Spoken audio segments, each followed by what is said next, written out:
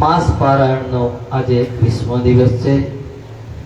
શિવ મહાપુરાણની કથા આપણે સાથે મળી બધા શ્રવણ કરી રહ્યા છીએ। ભગવાન ભોળિયાનાથની કૃપા આપણા પર વરસતી રહે। સદૈવ ભગવાન રામ તથા શિવજીને આપણે યાદ કરીએ। બંને પૂરક છે એકબીજાના। શિવ કહો, રામ કહો, બ્રહ્મા કહો, વિષ્ણુ કહો। આજે સુંદર મજાનો નાગપંચમીનો દિવસ પણ છે। જે નાગ સાથે સંબંધ જોડાયેલો છે શિવજીને। જો શિવજીને બાજુ બંધ તોય નાગના। આપણે સોનું ચાંદી વાપરીએ, ભોળાનાથને તો એ દાગીનાની જગ્યાએ સર્પ। બાજુ બંધ સર્પના, કંઠમાં માળા તો સર્પની, મુગટ તો સર્પનો, ગળામાં વીંટેલો તોય સર્પ। કેટલો સંબંધ ભોળાનાથ અને નાગ સાથે। નાગ પંચમી નો દિવસ નાગ દેવતાનું પૂજન થાય છે। ખૂબ ભાવ અને શ્રદ્ધાથી બધા પૂજન કરજો। નાગ કઈ જેવી તેવી મૂર્તિ નથી। નાગ કઈ જેવા તેવા દેવ નથી। નાગ ભગવાન વિષ્ણુને કહો તોય ખરા, લક્ષ્મણને કહો તોય ખરા, રામને કહો તોય ખરા। આ નાગ ઉપર જ શેષ નારાયણ ભગવાન વિષ્ણુ અને એની નાગની છત્ર છાયા છે। તમે જોજો કોઈ દિવસ ફોટામાં ક્ષીર સાગરમાં ભગવાન સૂતા હોય ત્યારે છત્ર છાયા નાગની હોય એના ઉપર।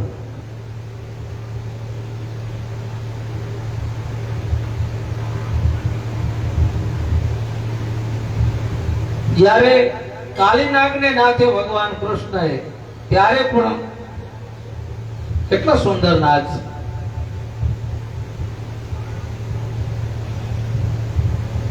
આપણે કવિતા આવતી ભણવામાં, જળ કમળ છોડી જાને બાળા, સ્વામી અમારો જાગશે, જાગશે તને મારશે, બાળ હત્યા લાગશે। એ નાગની એના શીશ ઉપર, છત્ર ઉપર આ પૃથ્વી ટકેલી છે। જ્યારે જ્યારે આ પૃથ્વી ઉપર કોપ વધે ત્યારે થોડી આમ કરે એટલે ભૂકંપનું થાય, પ્રલય થાય, કોઈ પણ રીતે કુદરત કોપ કરતા હોય છે। આપણી કથા કાલે દાન પુણ્યનો મહિમા, 14 લોકનો મહિમા,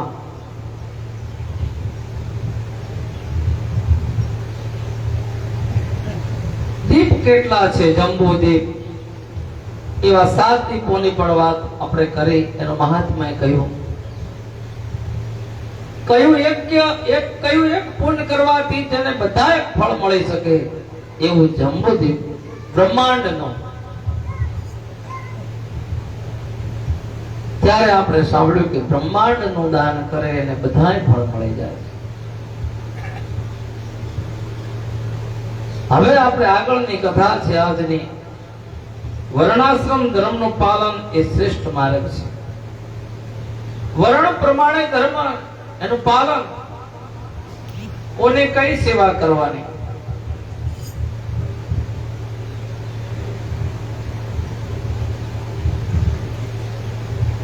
ત્યારે પુરાણ આપણને કહે છે બ્રહ્માણ તત્વં હિ દુષ્પ્રાપં નિષ્કાર્દઃ બ્રાહ્મણો ભવેત ઈશ્વરસ્ય મુખાત ક્ષત્રો બાહુભ્યામૂર્તો વિષ। વ્યાસજી કહે છે કે બ્રાહ્મણપણું ઘણું દુર્લભ છે। બ્રાહ્મણપણું છે ને એ બહુ દુર્લભ છે। કેમ કે બ્રાહ્મણ ઈશ્વરના મુખથી ક્ષત્રિય બાહુથી બ્રાહ્મણ, સાધુ કે વૈષ્ણવ બ્રાહ્મણ કોઈ પણ, એની ઉત્પત્તિ ભગવાનના મુખમાંથી થઈ છે. બાહુમાંથી ક્ષત્રિય થયા છે. ખૂબ ધ્યાનમાં લેવા જેવી કથા છે.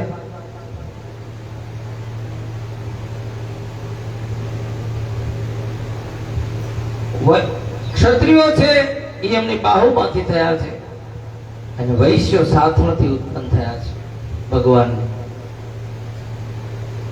તેમજ શૂદ્ર એટલે કે પરમેશ્વર એના બે પગમાંથી ઉત્પન્ન થયા છે. એ એમના બે પગમાંથી ઉત્પન્ન થયા છે. આમ એમના મુખથી સંભળાય છે તો એ સ્થાનની નીચે સ્થિતિને તેઓ કયા કારણે પામે છે તે કહો. આ બધા એ રીતે પામ્યા તો એનો અલગ અલગ શું છે ધર્મપરાયણ? એક જ ઈશ્વરમાંથી આ બધા જન્મેલા છે. સનત કુમાર કહે, પાપ કર્મ કરનાર માણસ પોતપોતાના સ્થાનેથી ભ્રષ્ટ થાય છે. જે માણસો પાપ કરે છે એ ભલે પછી બ્રાહ્મણ હોય, સાધુ હોય કે દસનામી હોય, ઈ એના સ્થાનમાંથી ભ્રષ્ટ થઈ જાય છે. ભલે એને સ્થાન મળી ગયું, એમાંથી ભ્રષ્ટ થઈ જાય છે.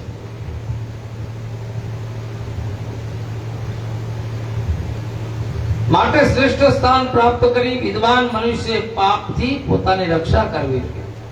જે વિદ્વાન માણસ હોય, બુદ્ધિશાળી હોય, સારી જ્ઞાતિમાં જન્મ્યો હોય, ભગવાને બધાને જન્મ આપ્યો છે, બધા મોટા જ છે, બધા ભગવાનના જ છે. પોતાના કર્મથી જે પાપથી દૂર રહે એ માણસ પોતાની રક્ષા કરે છે. પાપથી રક્ષણ કરવું, આ શરીરથી પાપનું રક્ષણ કરવું, આ શરીરથી ખોટું ન થઈ જાય એનો ખ્યાલ રાખો. નહીં તો આપણે પડતા વાર લાગશે. નહીં ગમે એટલી ઊંચાઈએ બેઠા હશું તો એ પડી જવાશે. અહીંયા કઈ રૂપિયો કામ નહીં આવે, કશું કામ નહીં આવે. જ્યાં જે વસ્તુ કામ આવતી હોય ને એ જ કામ આવે. આપણા શરીરનું, આપણી કાયાનું, આપણા ધર્મનું રક્ષણ કરવું હોય તો પાપથી દૂર રહેવું. પરંતુ જે માનવીનું બ્રાહ્મણપણું છોડી દે, ક્ષત્રિયોમાં જન્મે છે. જે માણસ બ્રાહ્મણપણું છોડી અને ક્ષત્રિય યોનિમાં જન્મે તે બ્રાહ્મણપણાથી ભ્રષ્ટ થયેલો ગણાય છે. કર્મ આધીન એને ત્યાં જવું પડ્યું, કેમ કે એમાં એ ભ્રષ્ટ થયો હતો. જે કરવાનું ન કર્યું, બીજું કર્યું. પછી ક્ષત્રિયપણું સેવે છે. એ રીતે અધર્મ સેવાથી જ માણસ સંસારમાં જુદા જુદા અનેક જન્મોમાં ચક્કર ખાય છે. વાસ્તવમાં બધા સારા જ છે, બધા માણસ છે. પોતાના અધર્મ કરી અને જે તે જ્ઞાતિ પ્રમાણે પોતાનો પછી જન્મ થાય ને એનો એ ધર્મ ગણાય છે. બાકી ભગવાનને કોઈ ઊંચા નીચા નથી. કર્મથી તમારું કર્મ મહાન હશે એટલે તો કીધું છે કે સંત બીજ પલટે નહીં, જુગ જાય અનંત. ઊંચ નીચ ઘર જન્મે આખીર સંત નો સંત. ગમે ત્યાં જન્મ લઈ શકે છે પણ એનું બીજ નથી પલટતું. કેમ કે એનો આત્મા સત્સંગી હતો. એને પુણ્યનું કામ કર્યું, એને ધર્મનું કામ કર્યું, ધર્મની કથાઓ સાંભળી, વાર્તાઓ સાંભળી, તો એને એમ જ આવવું જ પડે.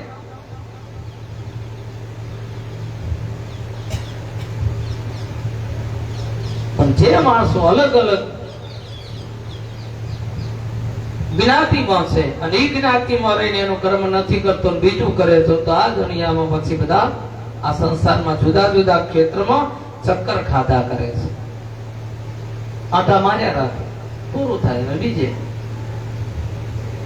છેવટે નરકના અંધકારમાં જઈને પ્રવેશ કરે અને છેલ્લે નરક મળે, સ્વર્ગ ન મળે. ઉચ્ચ સ્થાને પહોંચી માનવીએ પ્રમાદમાં પડીને સ્થાનને ભ્રષ્ટ કરવું જોઈએ નહીં. તમને ભગવાને ઊંચું સ્થાન આપ્યું છે, તમે માનવી છો તો માણસ થવાની તો કમસે કમ કોશિશ કરવી કે નહીં. 60-70 વર્ષ થાય તો માણસ ન થવું તો પછી થવાની ઉંમર પછી કદી રહી બાકી. ત્યાં તો આપણે કેવું પડે ઘણા, એ ભાઈ માણસ થા, ભલો થા, તો માણસ થઈ જા, હવે માણસ થઈ જા. શું કામ કેવું પડે? કઈ બે હાથ ને બે પગ થી માણસ થઈ ગયો એ માણસ ના કહેવાય. એના લક્ષણો હોય, એના વિચારો સારા હોય, એનું પગલું સારું ભરાતું હોય તારી માણસ થાય. અને કાલે મેં તમને આગળની કથામાં કીધું કે માણસ બનવા માટે 3 વસ્તુ છે. નિંદા છોડો, ઈર્ષા છોડો અને દ્વેષ છોડી દો. બસ બધાનું ભલું વિચારો તો તમે માણસ છો. એમાં કઈ એના માટે કઈ અલગ જન્મ ન લેવો પડે. હવે કોઈ પણ વિપત્તિ વખતે જ્યારે પોતાના વર્ણરૂપ સ્થાન સર્વકાળે રક્ષણ કરવું, બ્રાહ્મણ પણ એ શુભ અને ઉત્તમ છે. જે પુરુષ એવા બ્રાહ્મણપણાની અવગણના કરે છે, એટલે કે ગમે તે ખાય છે, મરજી મુજબ જીવે છે, એ મોવા પછી ક્ષત્રિય થાય છે. એની મરજી મુજબ જે જીવે, પોતાની જ્ઞાતિ છોડી બીજી જ્ઞાતિના જેમ જીવે, એ એની મરજી મુજબ જીવે, મોવા પછી ક્ષત્રિય બને છે. બુદ્ધિમાન શૂદ્ર પોતાના ઉત્તમ કર્મથી વૈશ્ય બની શકે છે. બુદ્ધિમાન શૂદ્રમાં વલે નયો પણ વૈશ્ય બની શકે છે. તે હું તમને કહીશ, જે માણસ શૂદ્ર થયા પછી શાસ્ત્રમાં જણાવ્યા મુજબ શૂદ્ર કર્મને બરાબર આચરે, તેમજ સદૈવ 3 વર્ણની બરાબર સેવા કરે, તે શૂદ્ર હોવા છતાં પોતાની જો ઈચ્છા હોય તો મોવા પછી વૈશ્ય પણ પામે છે. પોતાના કર્મને આધીન.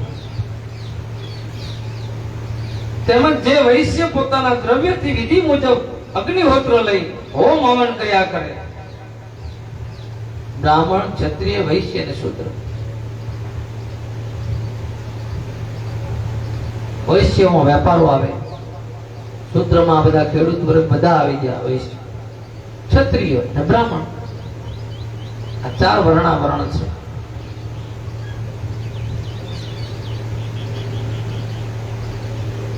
હવે જે માણસ શૂદ્ર હોવા છતાં જો ઈચ્છા હોય તો મોવા પછી તે વૈશ્ય પણ પામી શકે છે.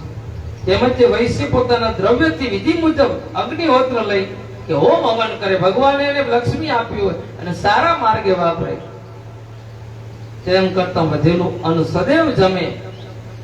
આ વાપરતા વધે પોતે જમે, તે મોવા બાદ ક્ષત્રિય કુળમાં જન્મે છે.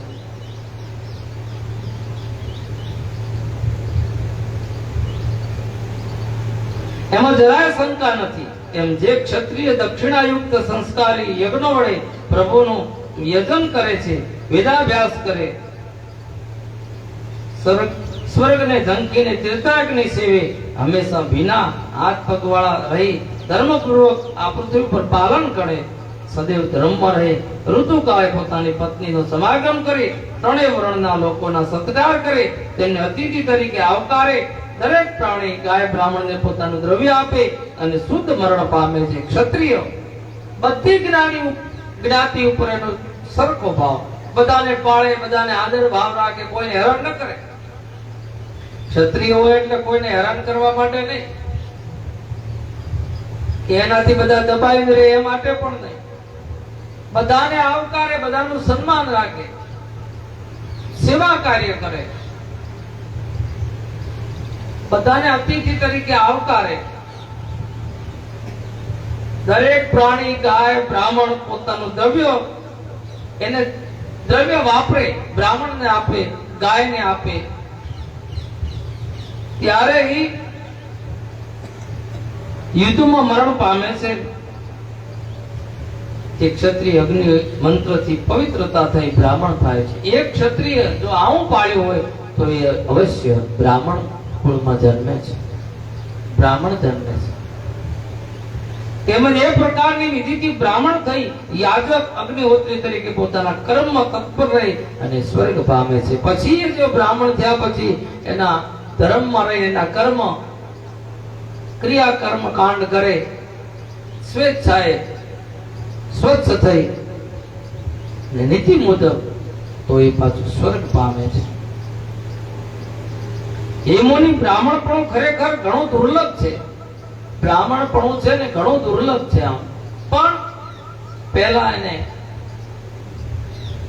વિચારીને વાપરી હોય, જે અવતાર થયો એમાં ભગવાને આપ્યું હોય એને વિચારીને વાપર્યું હોય, લોકોને હેરાન ન કર્યા હોય, તો પછી એ અવતાર મળે છે.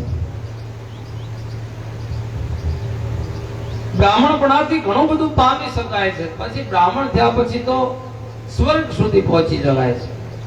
વ્યાસ કહે મુનિ શ્રેષ્ઠ, હવે યુદ્ધના મહાત્મય જે કહો, યુદ્ધનું મહાત્મય શું છે? સનત કુમાર કહે તમે આવી શાંતિથી સાંભળો. પુષ્કળ દક્ષિણા વાળા અગ્નિષ્ટોમ વગેરે યજ્ઞોથી માનવ જે ફળ નથી મળતું એ ફળ યુદ્ધમાં મેળવે છે. ઘણા યજ્ઞોથી જે ફળ નથી મળતું એ ફળ યુદ્ધ કરીને મળે છે. કેવી રીતે?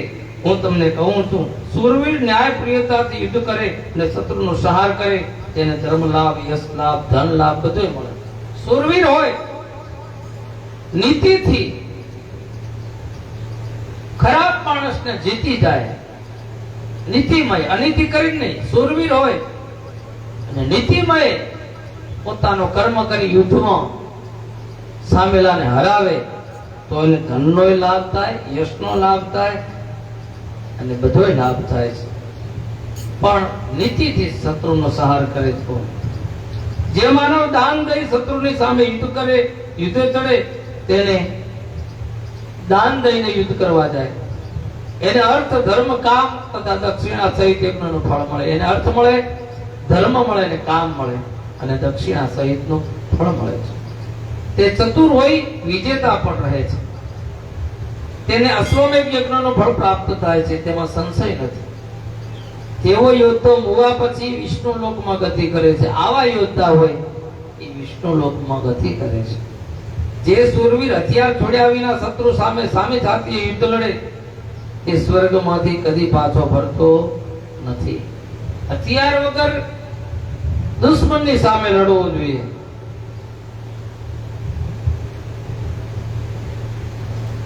સાથી કે સ્વર્ગમાં કદી સ્વર્ગમાંથી પાછો નથી આવતો. ગયો એટલે ગયો. રાજા, રાજપુત્ર, સેનાપતિ, કોઈ પણ સુરો પુરુષ ક્ષત્રિય ધર્મથી મરે તે અક્ષય લોક મળે છે.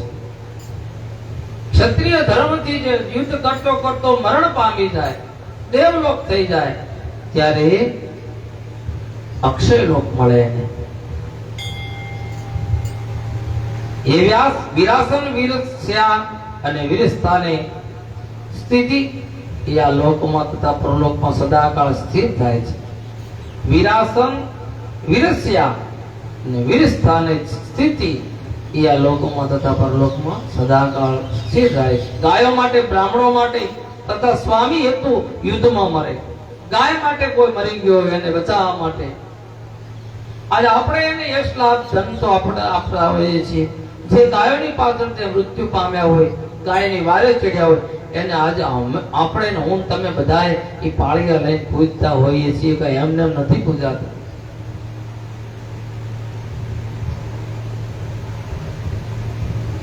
કેટલા કેટલા ભૂમિ ઉપર ધર્મ માટે ગયા છે.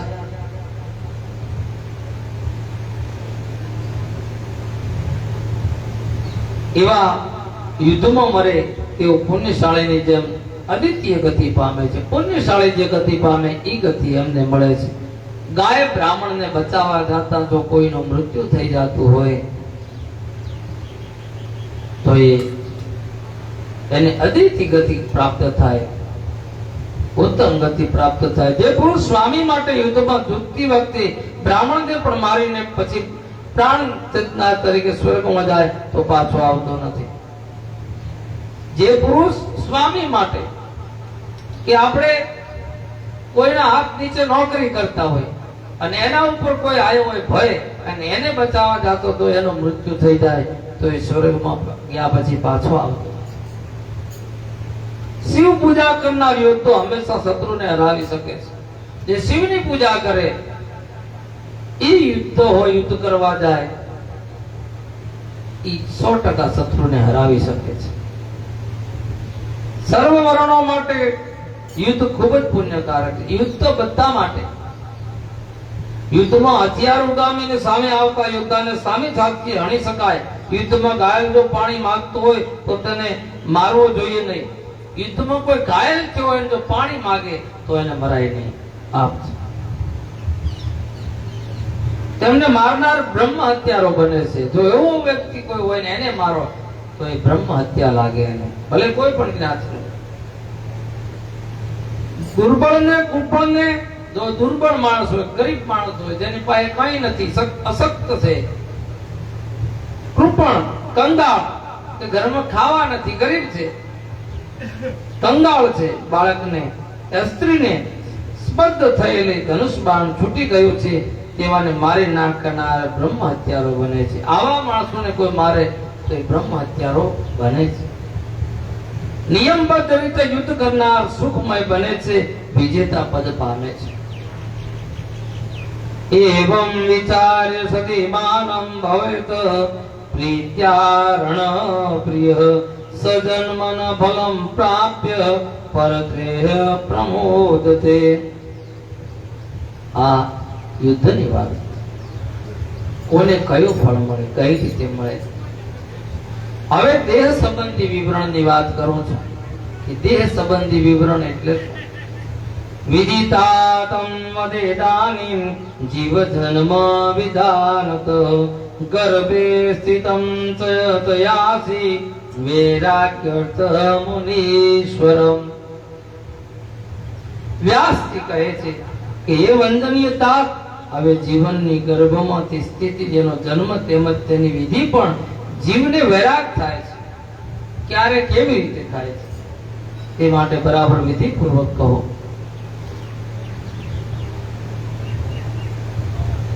કે જીવની ગર્ભમાં સ્થિતિ કેવી હોય, એનો જન્મ, એની વિધિ, અને જીવનને વૈરાગ ક્યારે લાગે જીવને.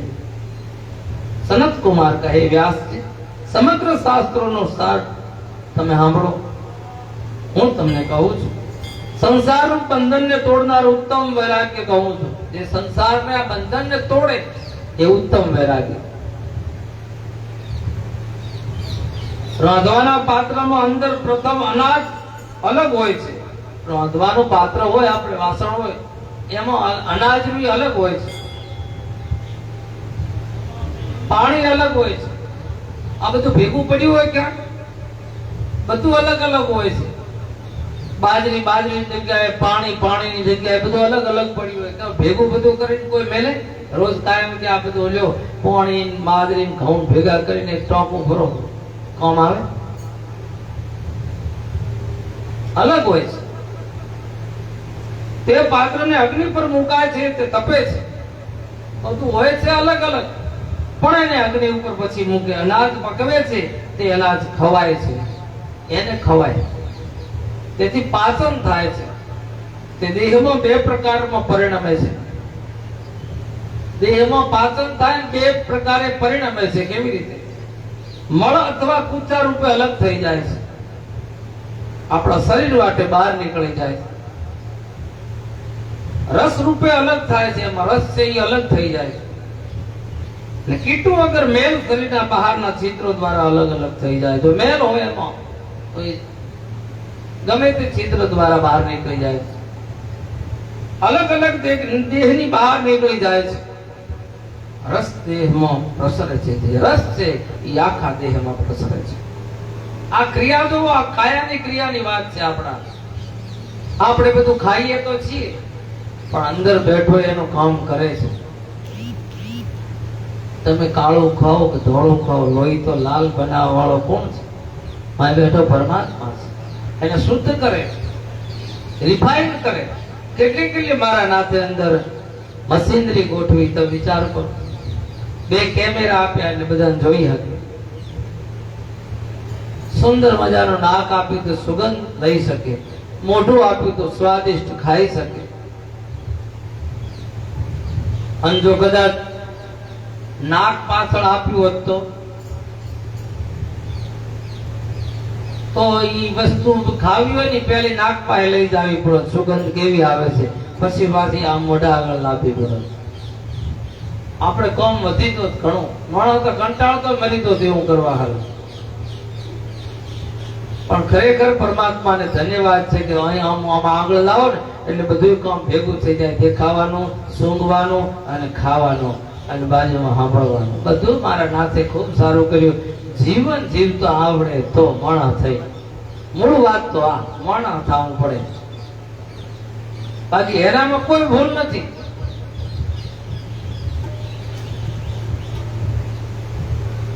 તો આપણે હારું લગાડવા કે દાંત આપે અને ચાવણ આપશે, પણ કર્મ તો કરવું પડે.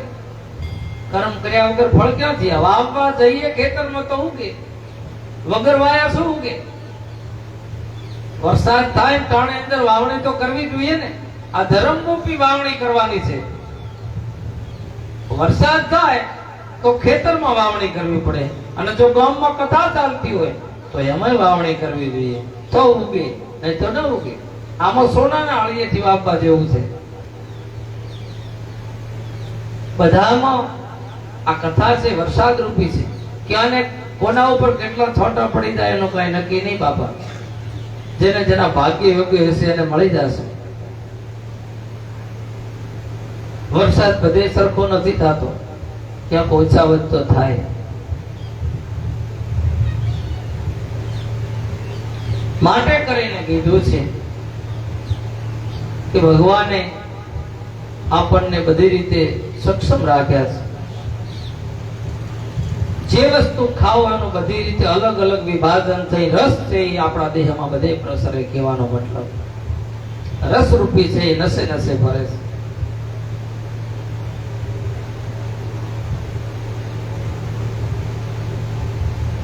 જેથી દેહ તંદુરસ્ત બને છે. રસ છે, કિંમતી રસ છે, જેનાથી શક્તિ મળે છે, જેનાથી જીવી શકાય છે. તમે ખોરાક ખો એટલે તમારામાં સુસ્તી આવે, ભૂખ્યા લાંબો સમય રહો તો અશક્તિ આવે. એ મારો પરમાત્મા આપણા માટે કેટલો સુંદર ખોરાક બનાવે જમવા માટે. સારું સારું મોઢાથી જમો, કાનથી હારું હારું સાંભળો, આંખોથી હારું હારું દેખો, નાકથી સારી સારી સુગંધ લ્યો, અને આંખ, કાન, નાક, જીભ, દાંત, લિંગ, ગુદા અને નખ, આ 8 મળના આશ્રય સ્થાનો છે. એટલે કે 8 સ્થાનોથી 8 પ્રકારનો મળ બહાર નીકળે છે. 8 પ્રકારના શરીરમાં મળ છે. એવી કોઈ જરૂરિયાત વગરની વસ્તુ અંદર રહે છે, એ આના દ્વારા નીકળી જાય છે. એમોની દેહની બધી નાડીઓ ચારે તરફ હૃદય કમળમાં બંધાયેલી છે. દેહની બધી નાડી આ હૃદય કમળમાં બંધાયેલી છે. તે સગળી રસ વહનારની છે, એમાંથી રસ વહે છે. આ તો ન સમજે એને ખબર નથી આ દેહની કિંમત શું છે. આ મનુષ્ય ભગવાને જન્મ આપ્યો શું છે? બસ ખાઈને સુઈ જાવ આરામથી. કોઈ દિવસ એની કથા સાંભળવી જ નહીં. આપણી કથા આપણે બીજાને કહેવાની. ઘરની વાત ભેગા થાય, ઘરની વાતો કરે. કોઈ દિવસ એની કથા સાંભળી લો. આવી તક મળે, આવો લાભ મળે તો આ દેહને પવિત્ર કરો. આવી વાત સાંભળી, આવી કથાઓ દ્વારા આ દેહને શુદ્ધ કરો. આ દેહમાં ઘણી ગંદકી છે. આ દેહમાં ઘણું ખોટાનું કરવાના ઈરાદા કર્યા છે. આ દેહમાં કોકની નિંદા કરવાની ટાઈમ મળી જાય છે. આ દેહને કોક ખોટી વાત સાંભળવાનો ટાઈમ મળે છે. આ દેહને આખો દિવસ આપણે કોકની જ વાતો, ખોટી ચિંતા લઈને ભરે. આમ ને તેમ, આમ ને તેમ, બસ. એટલે પૂછીએ તો કે અમારે તો હજી વાર છે. પૂછીએ કે તમે કથામાં આવો છો? આવી, અમારે હજી કથામાં વાર છે. દીકરાની વહુ આવે, અમને ઊંચા નીચા લે, પછી અમે ઘરેથી સટકીને કથામાં જઈએ. કોઈ વાતનો વેળ ન પડે. વહુ આવીને આપણને કે અહીંથી મરો, કથા ચાલતી હોય તો કેમ? તો અમે તો 4 કલાક હોરા જેવા ઘરે આવું કેવડાવીને પછી કથામાં આવું, એના કરતા પહેલા ના આવી જાવ. પછી ઘણા એમ કહેતા હોય કે અમારે તો વહુ નો બસ એ દીકરાની વહુ આવે અને પછી વિહમાં આવે એટલે કથામાં આવતો. હવે મને તમને ખબર છે કે વિહમાં મળશે કે નહીં મળે? કોઈ લખી આલે ખરી? કે વહુ આવે પગદાબ છે ગળોદાબ છે શું નક્કી? એના કરતા અત્યારે સમય હોય એમાંથી થોડોક સમય કાઢીને આપ સાંભળી લેવાની જરૂર છે. પછી તમે પસ્તાશો. ઘર બારો પગ મૂકવો છે તો ઈ કહે છે છોકરાને રાખો. ક્યાં આઈડિયા છો કથા? આટલી જિંદગી શું કર્યું? સાંભળી લેવી હતી.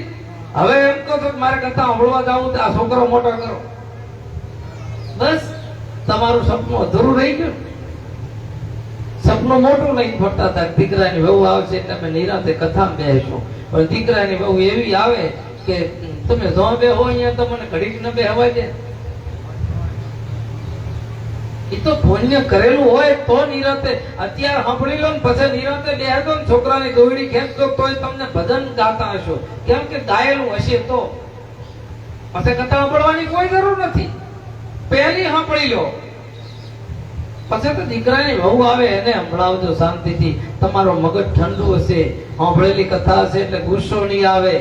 વહુ ઉપર ખોટો હેરાન નહીં કરો તો એ કથા જ છે તમારા માટે.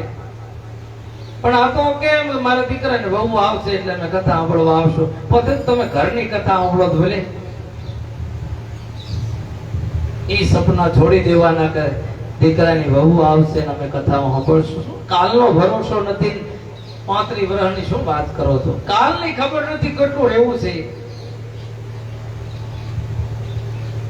બધાયને 100 વર્ષ જીવું છે ને કોઈને ઘડપણ જોઈતું નથી. તોય ઘડપણ ઘોડે ચડીને ક્યારે આવે ને એ કોઈને યાદ રહેતું નથી. કોઈ પાસે તારીખ લખેલ છે બા કે આ તારીખથી મારે ઘડપણ ચાલુ થયું? કોઈ લખી તારીખ? જન્મની તારીખ લખી ગણાય. ઘડપણની તારીખ આજથી સુધી કોઈ લખી હોય તો કહો કે હે આ વારે અને આ તારીખે આટલા વાગ્યાથી મારે ઘડપણ ચાલુ થયું. પ્રવેશી જાય. આ તો કુદરતની માયા છે. જોત જોતામાં કઈ ખબર ન પડે.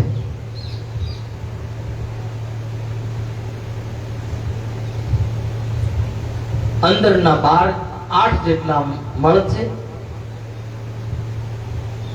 અને પેલા 8 લીધા કે મળ દ્વારા બહાર નીકળી જાય છે.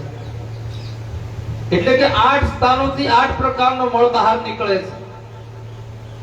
હવે એ કયા કેવી રીતે?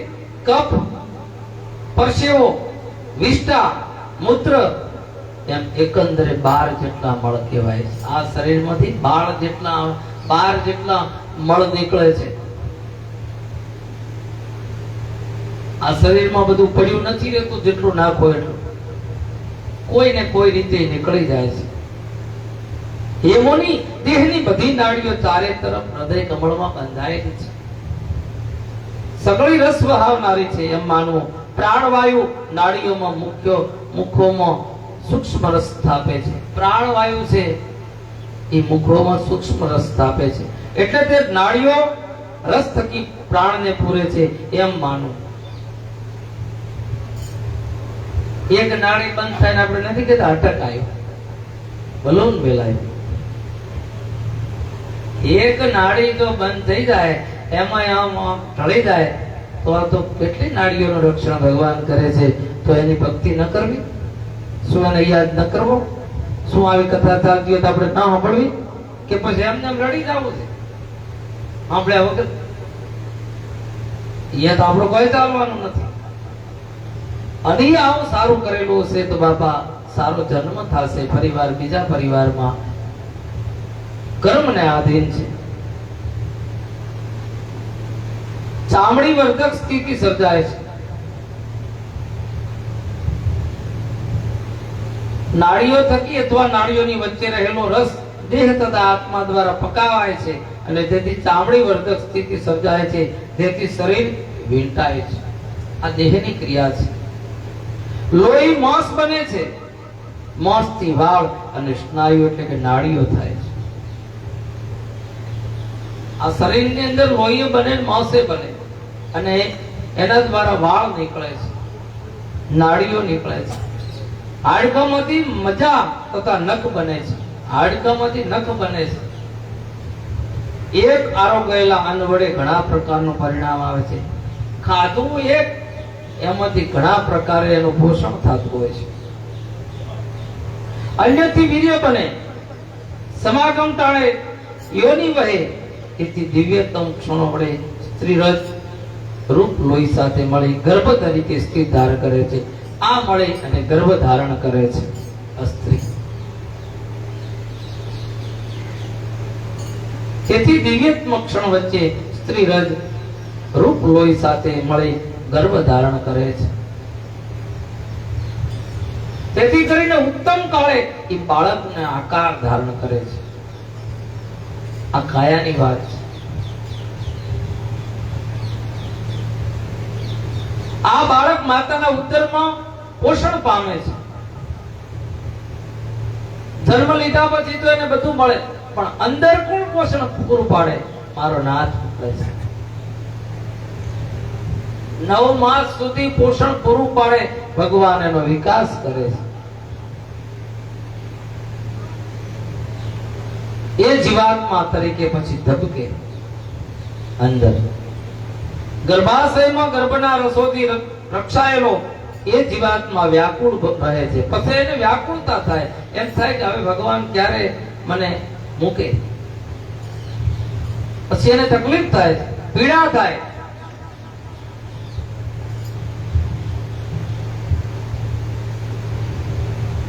પેટમાં રહેલો જીવ ખુલ્લા શ્વાસ માટે ફરે છે. અંદરના શ્વાસથી હવે ગભરાય, હવે બહારનો શ્વાસ લેવો છે.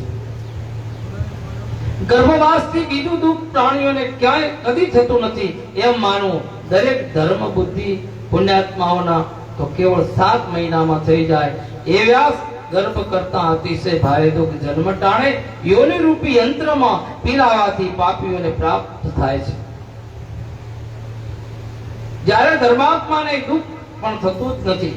વિયોગ રૂપી યંત્રથી તપાસ પીલાતી શેરડીની જેમ, પાપ રૂપી ધોકાથી માર મરાતા મસ્તકની જેમ, ઘાણી રૂપી યંત્રથી પીલાતા તલની જેમ ક્ષણવારમાં નિસાર ખોળ બની જાય છે. તેમ યોનિ રૂપી યંત્રથી પીલાતું પ્રાણી શરીર નિસાર નિર્બળ નિશ્ચિત થઈ જાય. જે લોહી મોંસથી ખરડાયેલું હોય છે, વિષ્ટા મૂત્ર લોહીથી આદિ રીતે કષ્ટભરી સ્થિતિમાં એ અવતરે છે. એ અવતરે ત્યારે કષ્ટભરી સ્થિતિ હોય છે. અવતરનાર આ શરીરમાં પાસેર પિત્ત જાણું 4 શેર કપ કહેવાય છે. પાસેર પિત્ત 4 શેર કપ કહેવાય. અને હાડકામાં રહેનારની ચરબી 20 પલ 160 તોલા હોય છે. તેનાથી અડધો 10 પલ અથવા 80 તોલા કપિલ નામે પીંગળો રસ હોય છે. 100 પલની 1 તુલા એવી 5.5 અથવા 2.5 તુલા, 10 પલના 80 તુલા મેદ નામની ચરબી જાણવા મળે છે. 3 પલ મહારક્ત એથી 4 ગણી મજ્જા અને અડધો પાસે એમ 5 તોલા બુંદ સાથે રહેલું હોય છે. પ્રાણીઓના બળ રૂપે મુનિવર વિષ્ટા મૂત્રનું પ્રમાણ 4 ગોબા સમજવું આવું અનિત્ય અને અપવિત્ર કહેવાય તેવું દેહ રૂપી ઘર કર્મ રૂપી બંધનથી ખાસ નિર્માણ કરાયો છે. આટલી અંદર ગંદકી છે આ દેહ રૂપી ઘરમાં, અને કર્મ રૂપી બંધનથી ખાસ નિર્માણ થયું છે. તેમ અવશ્ય માનવું. સનત કુમાર કહે, વંદનીય વ્યાસ, દેહની અપવિત્રતા સ્વભાવની મહાનતા હું તમને ટૂંકમાં કહું છું. આ દેહમાં અપવિત્રતા કેટલી છે આ શરીરમાં. તમે સાંભળો કે બુંદ તથા લોહીના મિશ્રણથી દેહ જન્મે છે.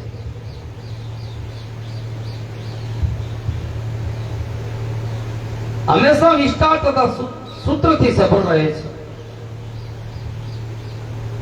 સ્ત્રી પુરુષના મિલનથી એક દેહ જન્મે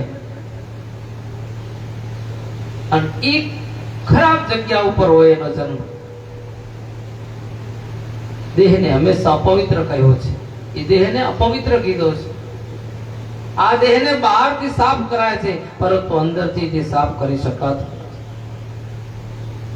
આ દેહની અંદર જે ગંદકી છે, બહારથી તો તમે નાઈ ધોઈને સાફ થઈ જાઓ, ખૂબ સારા કપડા પહેરી લો સફેદ, અંદર જે ભર્યું હોય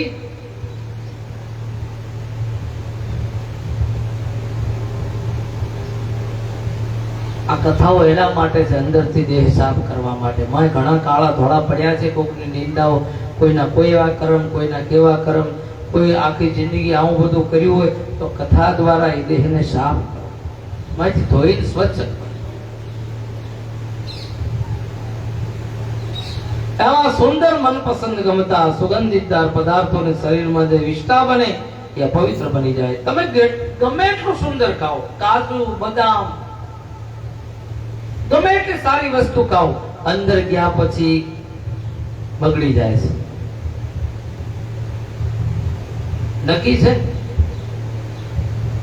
આ દેહની વાત છે. તમે વિચાર કરો, તમે આવી કથા સાંભળો તો તમને માંથી થોડો થોડો વૈરાગ આવવા માંડે કે બસ આવું જ છે. ખાલી કપડા પહેરીને એને માથે ઢોકીને ફરવાથી એમ ના સમજાય. અંદર કેટલાય તત્વ પડ્યા છે. હંમેશા મળમૂત્ર પિત્ત બહાર નીકળે. દેહ પવિત્ર કેમ થાય?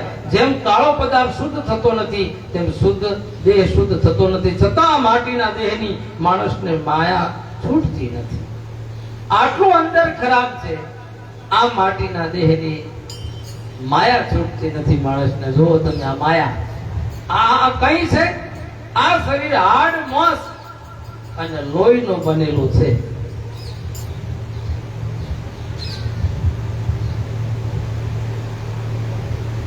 બીજી બધી વસ્તુઓ બનાવો તો એને કોઈ હોતું નથી. જેમ ઉભી રહે કોઈ ઉભી રહે, કેમ કે જીવ નથી, આત્મા નથી. આ શરીરમાં બધું છે. હલન ચલન કરી શકે, વિચારી શકે, દિમાગ લગાવી શકે. અહીં બેઠા ઘડી નાખે, બેઠા હોય કથામાં ઘડી નાખે, વિચારે ચડી જાય.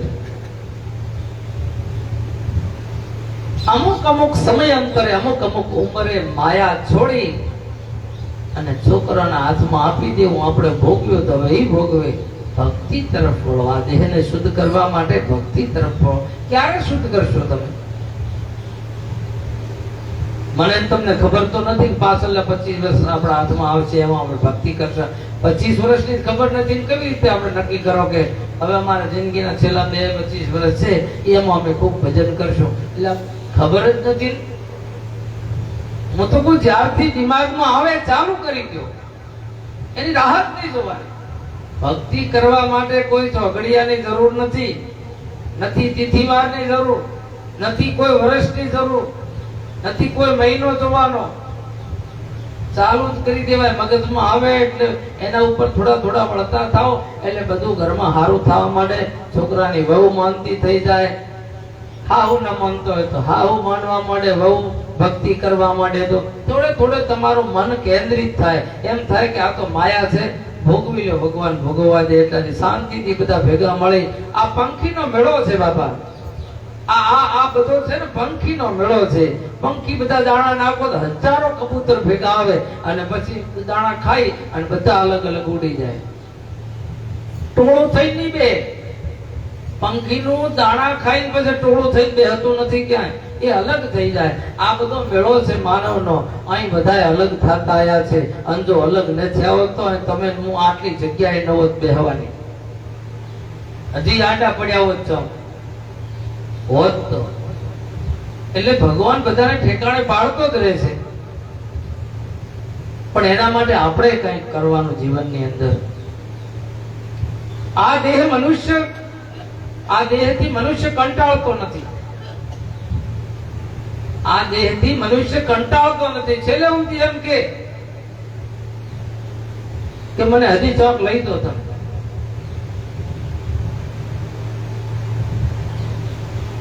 અમારી આટો મને વિચાર કરાવે. ભક્તિ તરફ પડે તો બરોબર છે કે હવે મને હેલું ઢીલું ન કરો. માળા દો, હું ભગવાનનું નામ લઈ લઉં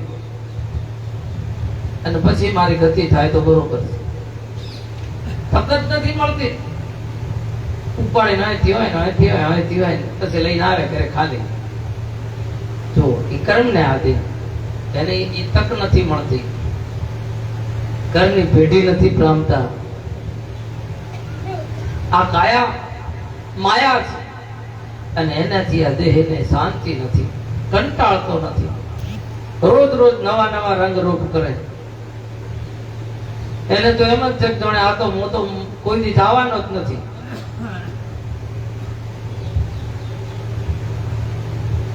અરે આ દેહથી, દેહ મળમૂત્રથી ગંધાય છે, ખૂબ ગંધાય. નાક દબાવવું પડે ને એટલો ગંધાય અમુક ટાઈમ.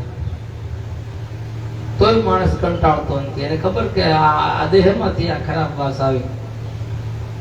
અપવિત્ર અને ડંખતી નથી. અપવિત્ર થાય અને ડંખતી નથી. નકા ડંખવી જોઈએ. તેથી કરીને વૈરાગ પામતો નથી. એને વૈરાગ નથી આવતો. કેમ કે એના દેહથી કંટાળો નથી આવતો, એટલે એને વૈરાગ નથી આવતો. વૈરાગ માણસને ક્યારે આવે? આ દેહથી કંટાળવો જોઈએ કે આ શરીર તો હાડ કામનું છે, કાલે જતું રહેવાનું છે, આમાં બેહીના કામ કરી લેવું છે, જીવ છે એટલી વાર. આ તો મનુષ્ય અવતાર સિવાય કઈ કર્મ થતું નથી. અવતાર તો પછી ઘણાય મળશે, પણ એ તો બધા તમારાથી કોઈ ન થાય એવા.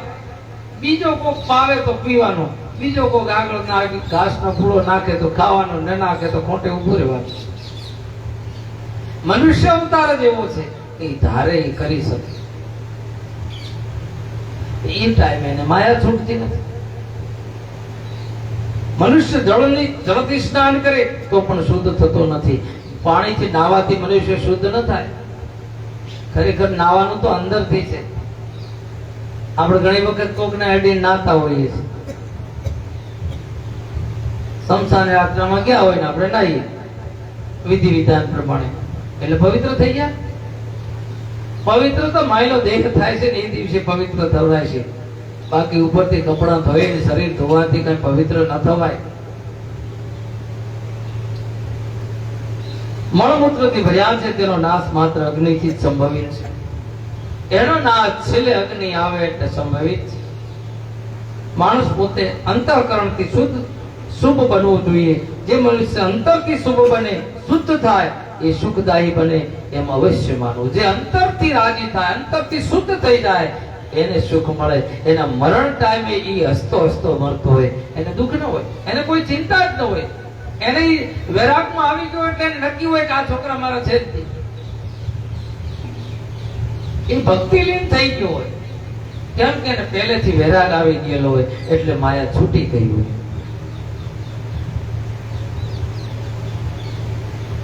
સ્ત્રીની સાથે માનવના અનેક સંબંધો છે. સ્ત્રી સાથે માણસના ઘણા સંબંધો છે. પહેલી જન્મે એટલે બેટી થાય. પહેલી જન્મે એટલે બેટી થાય. પછી એની ઉંમર થાય, લગ્ન થાય એટલે માં થાય. જો તમે એક જ દીકરીના રૂપ. બેટી થાય પછી માં થાય, પછી કોઈ માસી થાય. બે બહેનો હોય એટલે સંબંધો તો હોય, એના રૂપ, એના નામ બદલતા જાય. કોઈ કોઈની બહેન પણ હોય, કાકી હોય, દાદી હોય, માસી હોય, મામી હોય. જુદી જુદી રીતે એની ભાવના ભેટે છે. ઓસાળમાં જાય તો ભાણી થઈ જાય, પાછી ત્યાંથી આવે એટલે દીકરી થઈ જાય. એકની એક દીકરીના તમે ભાવ જુઓ, એના સંબંધો જુઓ. અને પતિને જુદા જુદા રીતે જાણો. તમે પતિને જુદા જુદી રીતે વિચારો તો જે માનવનું મન ઠેકાણે ન હોય એ કોઈ પણ કાર્ય યોગ્ય રીતે કરી શકતો નથી. જે માણસનું મન ઠેકાણે ન હોય એ કોઈ કાર્ય કરી શકતો નથી. ભાવથી માણસ બંધાય છે, તેમજ ભાવથી મુક્ત બને છે. ભાવથી બંધાય, ભાવથી મુક્ત થઈ જાય. ભાવથી પવિત્ર બનેલો મનુષ્ય સ્વર્ગ તથા મોક્ષને મેળવે એ નક્કી છે. ભાવથી પવિત્ર બનવું જોઈએ, બંધાઈ ન જવું જોઈએ. ભાવથી બંધાય, ભાવથી મુક્ત થાય, એમાં શું પાક્યું? ભાવથી પવિત્ર થવું જોઈએ, તો મોક્ષના અધિકારી બનો. જ્ઞાન રૂપી નિર્મળ જનથી ઉત્તમ વૈરાગ્ય રૂપ માટીથી મનુષ્ય અવિદ્યા રાગ રૂપ મળમૂત્ર લેપન, આ બધું દુર્ગંધ વાળી વાત છે. માણસે માયાના કરણમાંથી બહાર નીકળવું જોઈએ. ઇન્દ્રિયોની વૃત્તિમાં જેને છૂટવાનો પ્રયાસ કરવા જોઈએ. ઇન્દ્રિય, દરેકની ઇન્દ્રિય અલગ અલગ હોય છે, અલગ અલગ વિભાગ હોય છે. આંખ હોય તો આંખથી ક્યારેક ખરાબ જોવાય, ક્યારેક સારું જોવાય. ઇન્દ્રિય એના વૈરાગમાં આવે, એનાથી છૂટવું જોઈએ, પ્રયાસ કરવો જોઈએ. ઈર્ષા તો કોણ કરે? ઇન્દ્રિય કરે, મગજ ઈર્ષા કરે. રાગ, દ્વેષ આ જેવા કંટકો સાફ કરે. આ બધા કોટા છે શરીરમાં. કોટામાંથી બહાર નીકળવું જોઈએ. કોટો વાગે ને વગાડે બે થાય. પવિત્ર બનવું જોઈએ. કામના તાપને ખંખેરવો જોઈએ. કામ પછી લાંબો સમય સુધી ન હોય. વિષ્ઠા અને મૂત્ર ત્યાગથી જે હળવાશનું સુખ મળે તેમ સ્ત્રી પ્રત્યેની આસક્તિ કામ ભાવના ત્યાગવાથી સુખ મળે છે. સ્ત્રીઓ સન્માન, અપમાન, વિયોગ, ઇષ્ટ સમાગમ આ બધાથી યૌવન વૃદ્ધાવસ્થામાં જાય છે. ઉપદ્રવ વિનાનું સુખ ક્યાં છે? વૃદ્ધાવસ્થા પછી રાગ છૂટે નહીં તેના જેવું બીજું કોઈ દુઃખ નથી. વૃદ્ધાવસ્થા હોય અને મનમાંથી આ બધું છૂટે નહીં તો એના જેવું કોઈ દુઃખ નહીં. આગળ તમને કીધું તું દાદા વાળું થાય, ₹1,00,000 ઇન્જેક્શન દેવરાય બોલ્યા કે બકરી હાવણી ખાય. બોલ્યા કીધું જાતા જાતા લાખ બગડાયા. કડપણ આવે પછી ધર્મ, અર્થ, કામ અને દાન આ મોક્ષ શું છે? કડપણ જ્યારે વળે 51 આપણે નથી કીધા વનમાં ઢળ્યા, એટલે વનમાં ઢળે ને પછી સંન્યાસ આવે. ઘર પ્રત્યેનો જે માયામાંથી છૂટવાનો વનની વાત આવે છે. વનમાં જાઓ એટલે થોડું થોડું દૂર થતું જાઓ. છોકરાને બધું હુંકતું જાઓ, એને વહીવટ વ્યવહાર એ બધું કરે અને આપણે થોડુંક થોડુંક મંદિર તરફ પગલા ભરવાનું ચાલુ કરો. પછી એમાં ધર્મ, અર્થ, કામ આ બધામાંથી છૂટી જાઓ. પછી જ મોક્ષ સૂજે, નકર મોક્ષ નહીં સૂજે. એ લાગણી યુવાવસ્થામાં થવી જોઈએ. આ લાગણી છે ને યુવાન હોય ત્યાં થવી જોઈએ. ઘડપણે મેળ પડે નહીં. યુવાન હોય તમને આ વૈરાગ થોડો થોડો ખેંચી જાય તો તમે ધાર્મિક બની શકો, કામ વિનાના બની શકો, કોઈની નિંદા ન કરી શકો, તમને ગમે જ નહીં. પણ યુવાનીથી આ વૈરાગ લાગવો જોઈએ. ઘડપણે મેળ પડે નહીં. એટલે જ હું કહું છું કે કથામાં યુવાનોની વધારે જરૂર હોય છે. સનત કુમાર કહે છે, વ્યાસજી કહે, વંદનીય મુનિ, પંચચૂડાએ કહ્યું છે કે સ્ત્રી નિંદા પાત્ર છે. આપ ટોકમાં કહો. અમુક શાસ્ત્રોમાં એવું લખ્યું કે સ્ત્રી થઈ નિંદા પાત્ર છે. સનત કુમાર કહે છે કે સ્ત્રીના સ્વભાવ વિશે જેવો છે તેવો તમને કહું છું, સાંભળવાથી વૈરાગ થાય છે. સ્ત્રીનો સ્વભાવ કેવો હોય? કોઈ સ્ત્રી હલકટ ભાવના વાળી સ્ત્રીના સંગથી મોક્ષ મળતો નથી. હલકટ વિચાર હોય એવી સ્ત્રીનો તમે સંગ કરો તો એમાં મોક્ષ મળતો નથી. આ નારદજી પ્રત્યે આવ્યા વિચારણ પંચચૂડા સ્ત્રી સંવાદરૂપ છે. એક સમય નારદજી ફરવા નીકળ્યા ત્યારે તેમણે નાની ઉંમરની સુંદર અપ્સરા પંચચૂડાને જોઈ. તેઓ કહે, મારા મનમાં કઈ સંશય છે, તું મને કહે. ત્યારે સુંદર અપ્સરા કહે, કોઈ વિષય હોય તેમાં મને સમર્થ માનતા હો તો હું તમને કહીશ. નારદજી કહે, હે કલ્યાણી, વિષય વિના હું તને કઈ રીતે પ્રેરણા કરી નહીં કરું. હું સુંદર કમરવાળી સુંદરી, હું તારી પાસે સ્ત્રીઓના સ્વભાવ વિશે સાંભળવા ઈચ્છું છું. નારદજી કે, તારી પાસેથી મારે સ્ત્રીના સ્વભાવ શીખવા છે કે સ્ત્રીના સ્વભાવ કેવા હોય. બીજું કઈ તારા પાસેથી મારે જોઈતું નથી. સનત કુમાર કહે, અપ્સરા મુનિને કહે, કોઈ સ્ત્રીએ સતી સ્ત્રીને નિંદવી નહીં.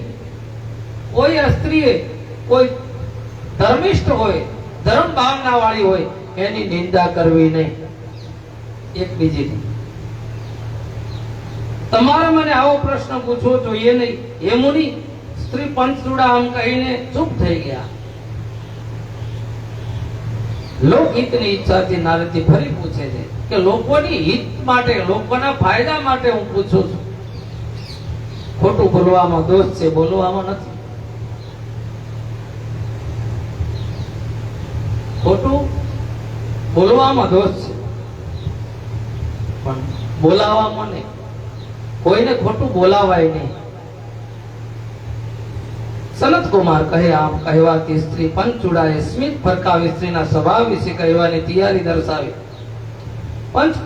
પંચચૂડા કહે છે, કુળવાન હોય, પતિવાળી હોય, ધ્યાનથી સાંભળજો.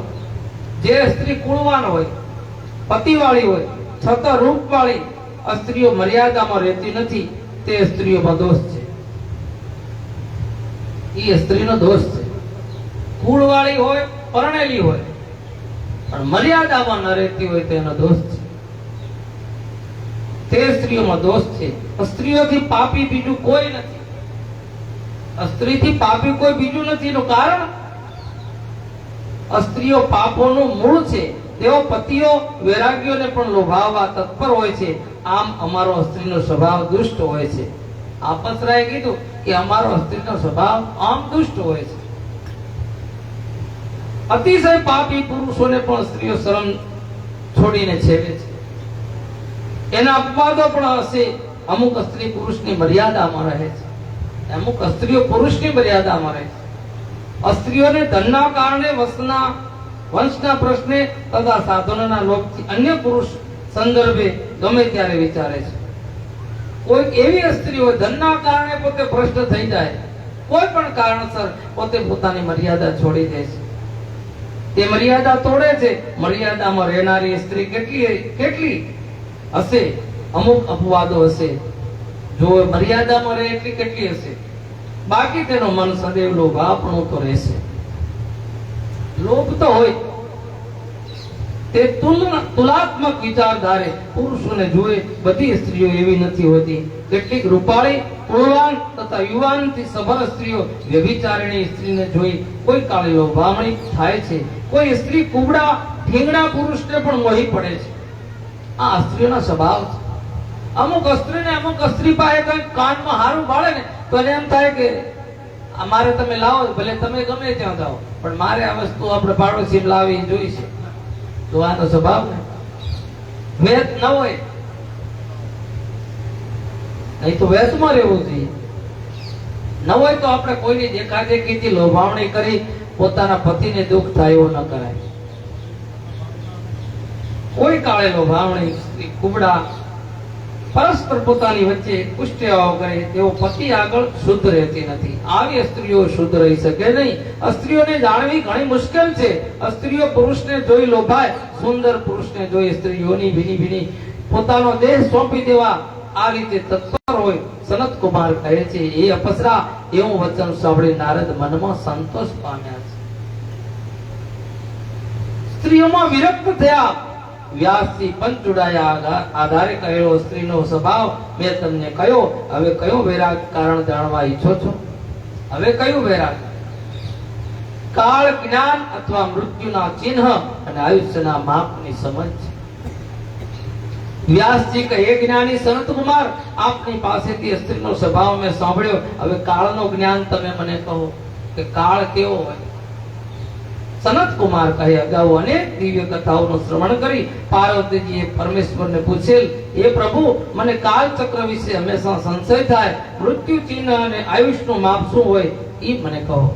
મૃત્યુ આપવાનું હોય ત્યારે શું થાય અને ઉંમર કેટલી છે એવું કઈ રીતે માપી શકું? એમ મૃત્યુ નજીક આવ્યો તો કેવી રીતે ખબર પડે? મહેશ્વર કહે, હે દેવી, હું તમને મહાન શાસ્ત્ર વિશે અવશ્ય કહીશ. મનુષ્ય પોતાના મૃત્યુ રૂપ કાળને જાણી શકે છે. માણસ પોતાના મૃત્યુનો કાળ હોય જાણી શકે છે. દિવસ, પખવાડિયું, ઋતુ, અયન તથા વર્ષ, આ બધું બહાર તથા અંદર થયેલા નાના મોટા ચિહ્નો વડે માણસ જાણી શકે છે. ખબર પડી જાય.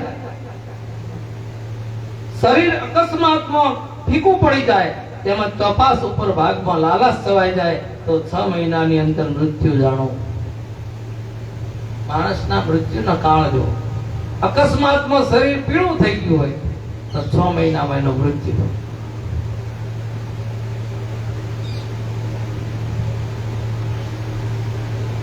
મોઢું, કાન, આંખ અને જીભ ઓચિંતા થંભી જાય તો પણ 6 મહિનામાં એનો મૃત્યુ હોય. ભયંકર કોલાહલને અનુસરતો કોઈ અવાજ જો જલ્દી ન સંભળાય તો તેનું મૃત્યુ નજીક છે. સૂર્ય, ચંદ્ર, અગ્નિના સંબંધી થતો પ્રકાશ માણસ નજરે ન જુએ અને બધું કાળું કાળું દેખે ત્યારે ઘણું ઓછું જીવશે એમ નક્કી માનો. થોડે થોડી આંખો હટી જાય, છેલ્લે સુધી એવી આંખો ક્યાં હોય? ડાબો હાથ 7 દિવસ સુધી ફરક્યા કરે. ડાબો હાથ એમાં 7 દિવસ ફરકે એટલે ઘડીક ઘણો ફરકે પાછું દવાખાને જાવ. તો બીમારી હોય. આ એક સુકનની વાત છે. શરીરના અવનવયો ખેંચવા લાગે, તાળવું સુકાય ત્યારે મૃત્યુ નજીક હોય છે. જેને સન્નિપાત થાય, નાક જરવા લાગે ત્યારે એક પખવાડિયાનું જીવન માનું. જેની જીભ જાડી થઈ જાય અને દાંત ચીકણા થઈ જાય, અંતકાળ નજીક છે એવું માનું. આવા બધા સંકેતો બતાયા છે મૃત્યુકાળના. જે માણસ પોતાના પડછાયાને માથા વિના ન જુએ, પડછાયો દેખે પણ એમાં માથું ન દેખાય, ખાલી ધડ દેખાય, તો તે માણસ 1 મહિનો જીવતો નથી. અથવા તે શરીરને પડછાયા વિનાનું દેખે, માણસ 1 મહિનો જીવતો. એના શરીરનો પડછાયો એને ન દેખાય તો 1 મહિનામાં માણસનું મૃત્યુ થાય. આ મૃત્યુનો ચિહ્નો છે. હવે બહાર રહેલા મૃત્યુનો ચિહ્નો તમને કહું.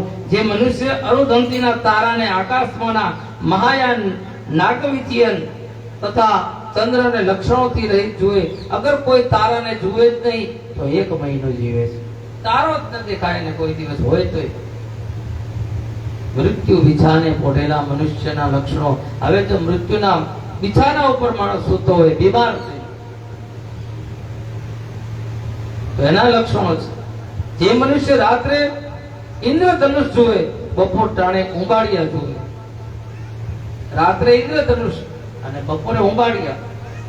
ગીધડા કાગડા ઉડતા જુએ, તેનો અવાજ સાંભળે, તેનું આયુષ્ય 6 મહિનાનું સમજવું.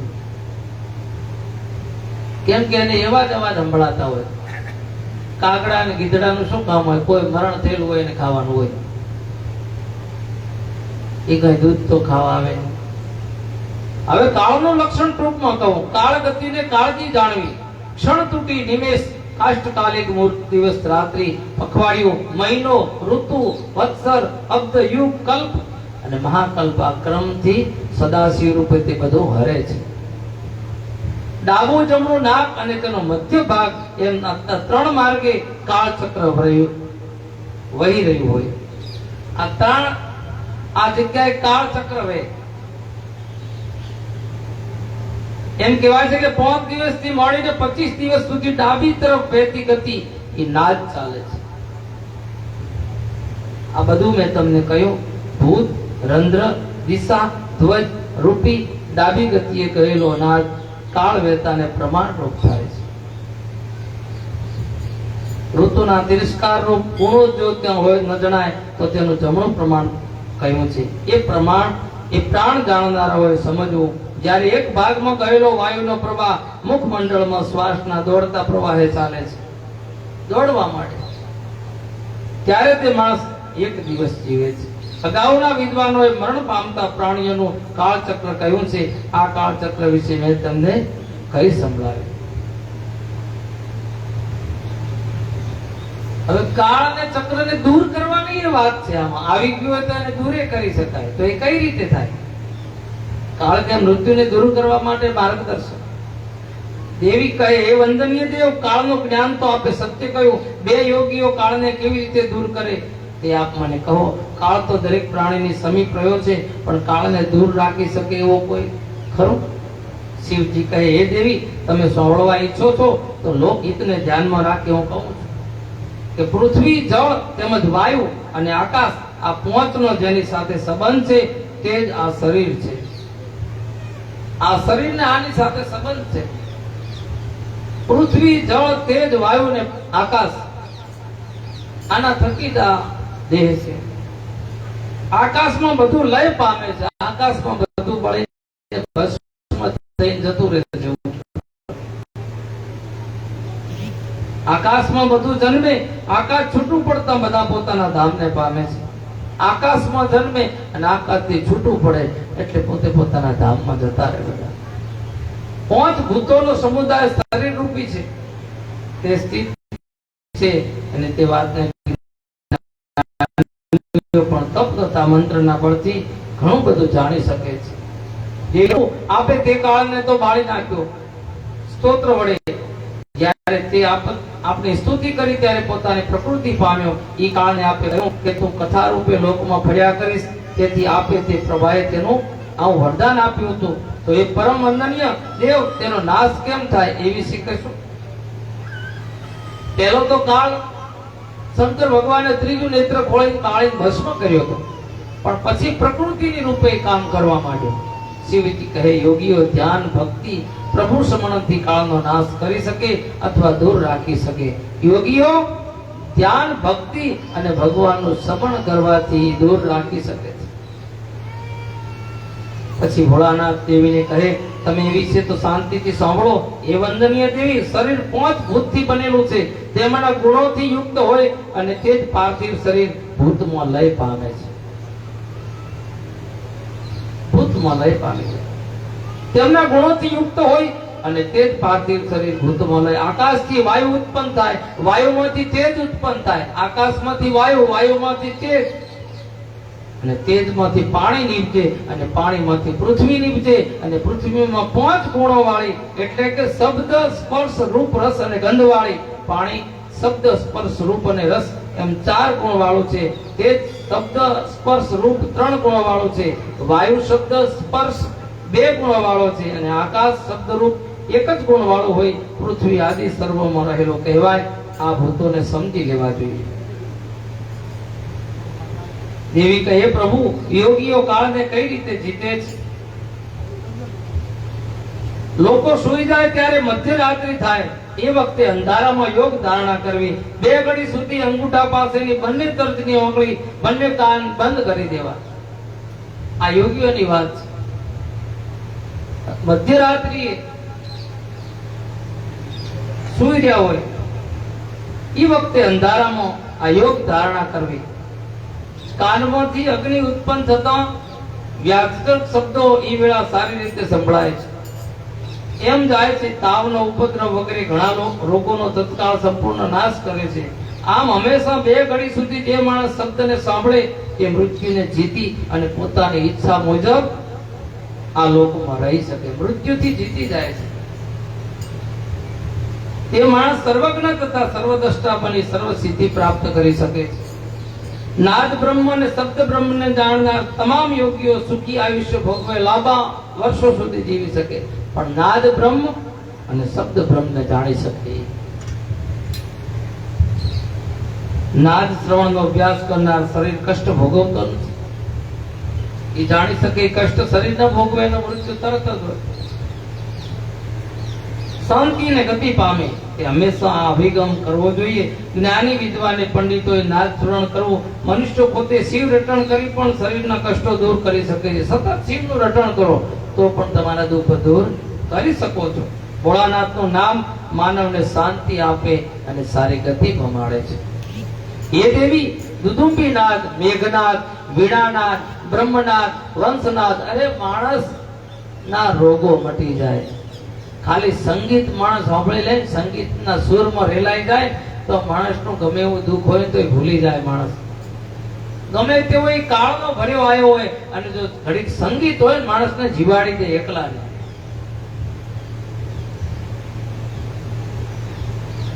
તમે એકલા ખેતરમાં ઉભા હોય, સુંદર મજાના અવાજો આવતા હોય, પંખીના બીજા તો કેટલો આનંદ આવતો હોય. કોયલ બોલતી હોય, મોર બોલતા હોય, પક્ષીઓ બોલતા હોય. તમે આના વિશે થોડુંક અહીંયા ઉભા વિચાર કરવો જોઈએ તો આખું વાતાવરણ તમને એમ લાગે ઘડીક ઉભું રહેવું છે. આ કુદરતી નાદો બધા બનતા હોય છે. એમ દુદુંબી નાદ, મેઘનાદ, મેઘ વરસાદ થાય, વીણાનાદ, વીણા વગાડતા હોય એનો અવાજ કેટલો સુંદર હોય, વંશનાદ, ઘોષનાદ, કંશનાદ, શૃંખનાદ, શંખનાદ એમ વિવિધ નાદ અવનવી સ્થિતિને સર્જે છે. શિવ ભક્ત યોગીના સમીપે રહી, યોગ સાધના જાણકાર સાધકની સાથે રહી આ નાદ પ્રવાહ વિશે અભ્યાસ કરી મનુષ્ય પરમ કૃપાળુ શિવનું રટણ કરે, પરમ ગતિને પામે છે. જે પુરુષ હંમેશા બ્રહ્મરૂપ એટલે કે તું કારને સાંભળે, તુંકારને સાંભળે ધારેલું મેળવી શકે, એ વિકારો થકી દૂર રહે અથવા વિકારોને દૂર રાખી શકે, એ પરમેશ્વરી બ્રહ્મનાદ રૂપ શબ્દરૂપ આ 9 પ્રકાર છે. એ બધું મેં તમને કહ્યું. હવે વધારે બીજું સાંભળવા શું ઈચ્છો છો? પછી મૃત્યુ વારણ અને શિવની પ્રાપ્તિ વિવરણ એ આપણે